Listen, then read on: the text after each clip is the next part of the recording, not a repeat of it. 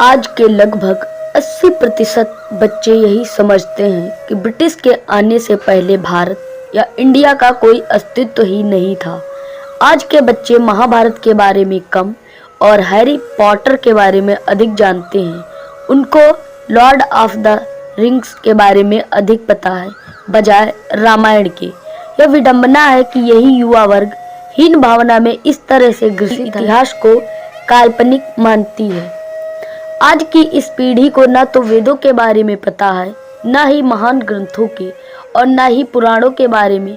उपनिषद का नाम तो शायद सुने ही न हो। भारत कोई 70 वर्ष पुराना देश नहीं है, यह हजारों वर्षों पुरानी एक सभ्यता है जिसकी पहचान भौगोलिक अवस्थित से होती है।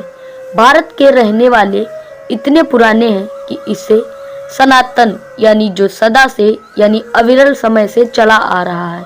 विष्णु पुराण में स्पष्ट लिखा हुआ है, उत्तरम यत् समुद्रस्य हिमाद्रेश्चैव दक्षिणम वर्ष तत् भारतम नाम भारती यत्र संतति। इसका अर्थ यह है कि समुद्र के उत्तर से लेकर हिमालय के दक्षिण में जो देश है वही भारत है और यहाँ के लोग भारतीय हैं। सबसे पहले बात करते हैं पृथ्वी के भूगोल यानी ज्योग्राफी की। आज हमें वर्तमान की ज्योग्राफी में यह पढ़ाया जाता है कि पैंजिया पृथ्वी का पहला महाद्वीप या यूं कहें सुपर महाद्वीप था।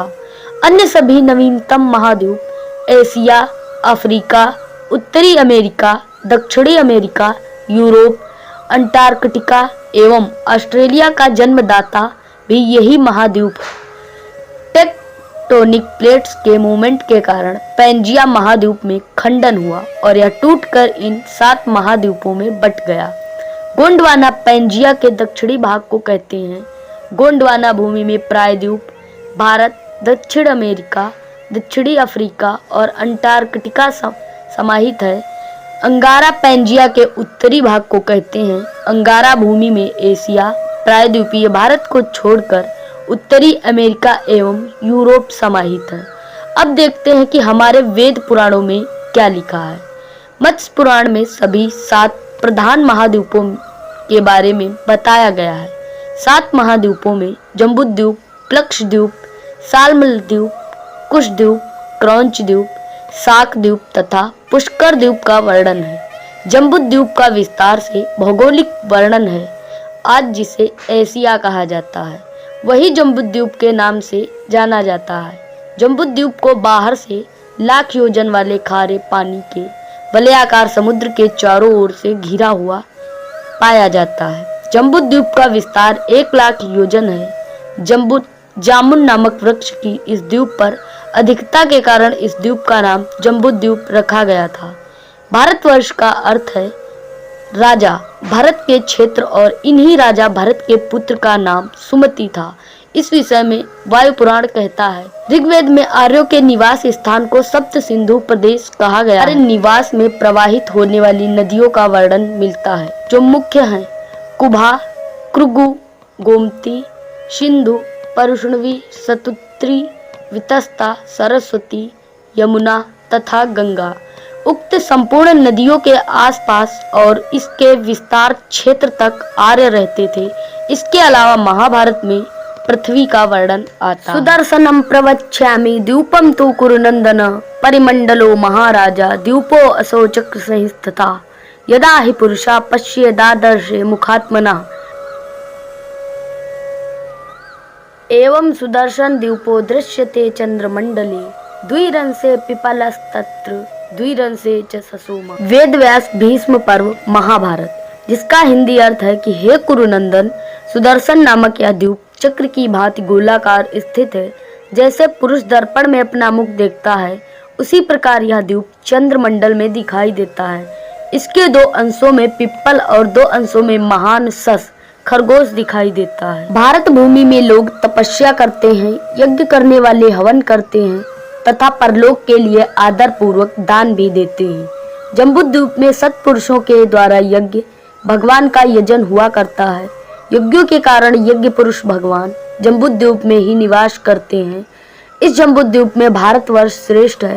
यज्ञों की प्रधानता के कारण इसे भारत को कर्म भूमि तथा अन्य द्वीपों को भोग भूमि कहते हैं। इसी तरह अगर शक्तिपीठों का भौगोलिक स्थिति देखें तो वे बलूचिस्तान से लेकर त्रिपुरा, कश्मीर से लेकर कन्याकुमारी तक फैले हुए हैं।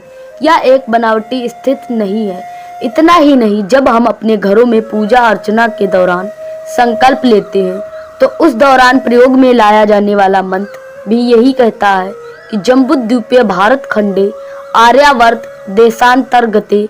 इस पंक्ति में मनुष्य के रहने के स्थान तथा उसके बारे में जानकारी दी जाती है जो पूजा करा रहा होता है। इससे स्पष्ट होता है कि भारत भूमि 70 वर्ष पहले नहीं बल्कि हजारों वर्ष पुरानी है। अंग्रेजों ने 1947 में इस भूमि को 2 टुकड़ों में बांट दिया था, जिससे सभी को यही लगता है कि अंग्रेजों ने भारत को बनाया। आधिकारिक तौर पर भारत का नाम भारत गणराज्य या रिपब्लिक ऑफ इंडिया के नाम से जाना जाता है। संविधान के अनुच्छेद 1 में स्पष्ट लिखा है, India that is Bharat shall be A union of states. यह एकमात्र ऐसा अनुच्छेद है जो भारत के नाम के बारे में उल्लेख करता है। इसी कारण 13वीं शताब्दी के बाद हिंदुस्तान शब्द का प्रयोग भारत के लिए एक लोकप्रिय वैकल्पिक नाम के रूप में शब्द का प्रयोग किया जाने लगा, जिसका अर्थ है हिंदुओं की भूमि। लेकिन जितने भी आक्रमणकारी भारत आए सभी एक अलग संस्कृति से थे, इसलिए उन्होंने हमारी सनातन संस्कृति को हिंदू धर्म कहने लगे। तब से इस सनातन धर्म को हिंदू धर्म के रूप में प्रचारित किया जाने लगा। वास्तविकता देखें तो पता चलता है कि जो भी सिंधु नदी के पार रहते हैं वे सभी हिंदू हैं और ये कोई संप्रदाय नहीं है। अंग्रेजों ने जो लिखा वही लगातार पढ़ाए जाने आए।